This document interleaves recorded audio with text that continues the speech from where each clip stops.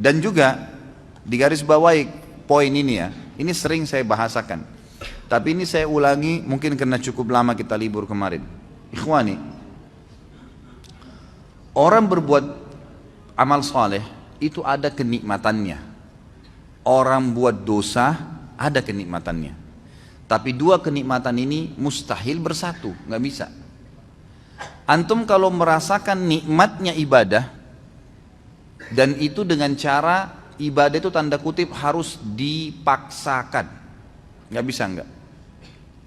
Kalau antum tidak paksakan sholat malam, mulai nanti malam bunyiin jam beker, atur sejadahnya, bubuhi minyak wangi, paksain diri bangun, mustahil. Sampai mati antum tidak akan sholat malam. Karena syaitan nggak mau kita ibadah, harus dipaksakan tuh. Kalau kita tidak paksakan jalan ke rak buku kita di rumah yang kita taruh Al-Quran, paksakan jalan ke sana, ngambil Qurannya, paksakan baca selembar sehari, tidak bakal dibaca sampai kita meninggal. Mungkin sampai anak cucu kita juga tidak sentuh Quran itu. Mereka cuma mengenang, oh itu Quran nenek dan kakek saya. Nggak bisa kalau nggak dipaksain. Ibadah yang dipaksakan, Allah gunakan kata-kata paksa dalam Al-Quran ini ya, tanda kutip bahasa saya ini ya. Allah SWT mengatakan, a'udzubillahi minasyaitonirrajim, walladzina jahadu fina lanahdihannahum subulana. Orang yang memaksakan diri ke jalan kami akan pandu menuju ke jalan-jalan kami. Kalau kita biasakan paksakan diri, sesuatu yang dipaksakan di awalnya itu nanti akan menjadi sebuah kebiasaan. Kalau dia kebaikan maka akan baik tuh. Kita kalau biasakan diri puasa Senin Kamis atau biasakan diri untuk azan langsung ke masjid, coba biarin bergulir tuh. Nanti kalau sudah menjadi sebuah kebiasaan, kita nggak enak lagi kalau nggak kerjain gitu. Karena kenikmatannya sudah muncul. Kalau ada orang yang setiap azan ke masjid, sebulan aja misalnya dijaga sama dia, nanti gak enak tuh, sekali aja terlambat satu rakaat masbuk, apalagi kalau ketinggalan sholat berjamaah, itu luar biasa penyesalannya, seperti sebuah gunung yang berat. Dari ini yang kata Nabi SAW, orang mukmin kalau berbuat dosa kecil, pelanggaran kecil sebenarnya, seperti gunung yang besar di atas punggungnya, berat rasanya, menyesal kenapa ya gitu. Sementara orang munafik kalau berbuat dosa besar, dianggap seperti lalat yang hinggap di hidungnya dan dia usir seperti ini. Kecil bagi dia. Nah kenikmatan ibadah itu akan ada dengan cara antum harus paksain ibadah tuh, nggak bisa. Ikhwani, berhenti membuka peluang buat syaitan, jin dan manusia yang terus membisikkan, nantilah, gampanglah, kamu alim ya, berubah ya, sok alim dan segala macam istilah. Habis sudah masalahnya itu. Saatnya kita hijrah. Sampai kapan kita mau dengar syaitan-syaitan nih semuanya? Jangan sampai nanti ajal mati baru antum menyesal, penyesalan di belakang loh.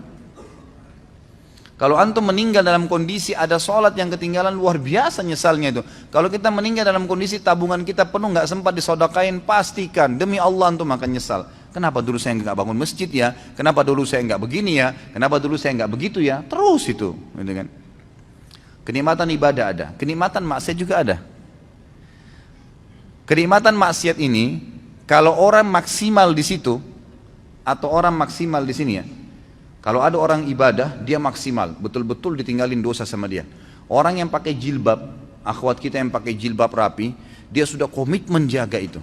Sama tadi dengan misalnya laki-laki kalau jaga sholat di masjid, luar biasa dia tidak mau ada orang lain lihat sehelai rambutnya pun kecuali mahramnya. Satu waktu ada orang nyelonong masuk ke rumahnya, pas nyelonong masuk ke rumahnya, lihat rambutnya. Apa yang terjadi? Pasti ukhti itu menyesal.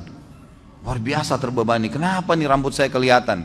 Karena dia sudah merasakan pakai jilbab itu sudah dipaksakan sama dia, tanda kutip, sehingga menjadi sebuah kebiasaan dan sudah ada kenikmatan. Karena dibiasakan jadi ada kenikmatannya, gitu kan?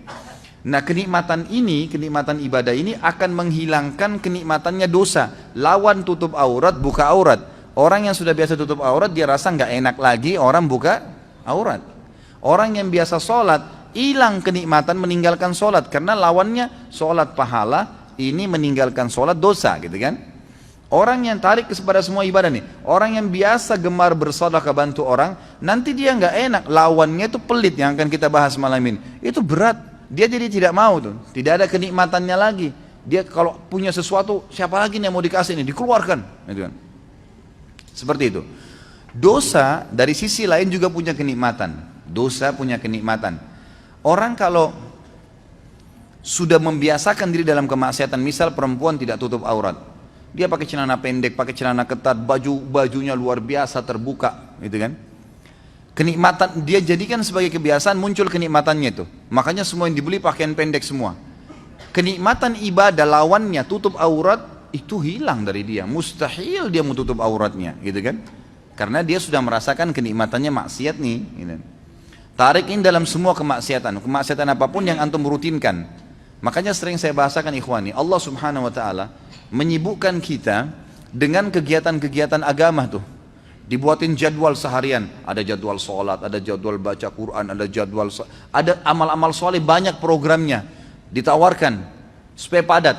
Syaitan untuk membuat agar program-program ibadah ini terganggu, dibuatin program juga sama dia, program-program kemaksiatan. Kalau antum sudah dikena dengan satu dosa, misal nonton gosip jam 8 pagi, contoh, syaitan hiasin tuh supaya jadi indah dan menjadi kebiasaan antum. Setiap jam 8 nggak enak kalau nggak nonton misalnya, jadi sebuah kenikmatan, ya kan? Maka antum tidak akan mau diganggu jam itu, kegiatan apapun, mau baca Quran, mau mengaji, mau apa, pokoknya harus saya nonton ini, gitu kan? Dibuat kenikmatan. Kalau kenikmatannya sudah muncul, maka kenikmatan ibadah tidak ada. Kalau ada orang maksimal di sini, dia nikmatin ibadahnya, dia tinggalkan benar-benar 100% dosa, itu yang luar biasa. Itu yang kita harapkan. Kalau ada orang yang maksimal juga di dosanya, tidak pernah beribadah, kalau menurut saya, dengan kacamata dia ya, saya bicara dengan kacamata orang yang bermaksiat, itu bagus dia. Kenapa dia bagus? Karena dia maksimal menikmatin tuh. Kalau ada orang yang tengah-tengah, nah ini yang paling banyak nih. Mudah-mudahan di sini tidak ada. Di tengah-tengah, dia mau ibadah, tapi juga disisipin untuk maksiat. Orang yang seperti ini ikhwani, tidak merasakan maksimal nikmatnya ibadah. Biar antum mau tutup mata, mau baca ayat 1 jam, tidak khusyuk-khusyuk, karena masih ada dosanya. Kalau berimbang dua-duanya, ini nggak ada kenikmatannya, ini juga nggak ada kenikmatannya. Jadi nggak nikmat ibadah, nggak nikmat maksiat, gitu kan? Kalau ada orang misalnya mabuk, dia anggap bolehlah kumpul-kumpul sama teman, minum.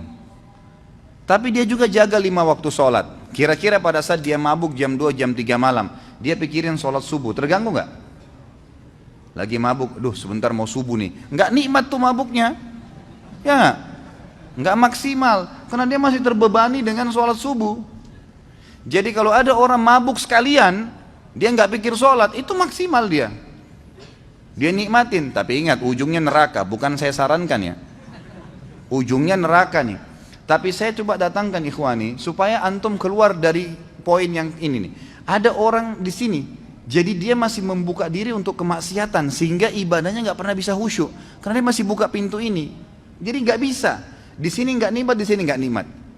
Dia kalau berbuat ibadah, kemudian dia juga masih buat maksiat. Nanti dia pada saat sudah pelihara jenggot, sudah mulai hadir pengajian, sudah mulai jaga sholat, tapi masih pacaran misalnya. Dia jalan, kalau dia jalan dengan pacarnya itu, pasti dia diikuti dengan ketakutan-ketakutan. Takut dilihat, takut nanti ada yang tahu nih teman pengajian, takut begini, nggak maksimal tuh. Coba kalau dia nggak ada beban, memang dasarnya rusak, mau telanjang di jalan, mau pergi kemana-mana sama dia nggak ada beban, nggak peduli, gitu kan? Memang ahli neraka sudah, ya sudah. Dia sudah nggak ada malunya, kata Nabi SAW, kalau kau tidak malu, buat apa yang kau inginkan? Nah ini dia rasakan maksimal di situ, tapi ujung-ujungnya konsekuensi ada, dosa dan masuk neraka, gitu kan? Jadi antum tidak ada opsi. Menjadi orang yang mukmin memang sejati, nggak ada lagi peluang untuk maksiat. Udah habis ceritanya itu. Bisikan-bisikan syaitan untuk gini, untuk gitu, negosiasi supaya masih mau ngurangin kehusuan pahala, ngurangin sedekahnya. Buka dompet 50.000, 10.000, sama 5.000. Pas antum buka niat mau sedekah buat orang fakir miskin. Begitu antum buka syaitan bisikin 5.000 aja. Ya.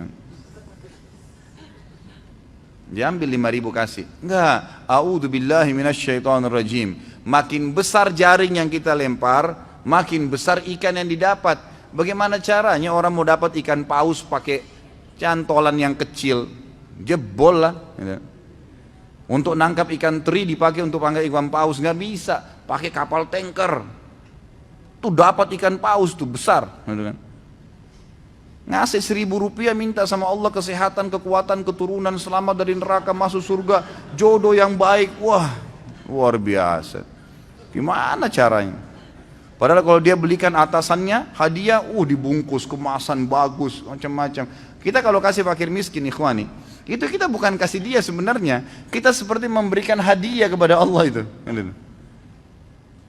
Makanya para ulama mengatakan, Urwah Ibn Zubair rahimahullah, seorang ulama tabi'in yang masyhur, beliau mengatakan, jangan kalian menganggap sama sekali sedekah yang kalian keluarkan itu bentuk sedekah, itu hadiah yang kalian berikan kepada Allah.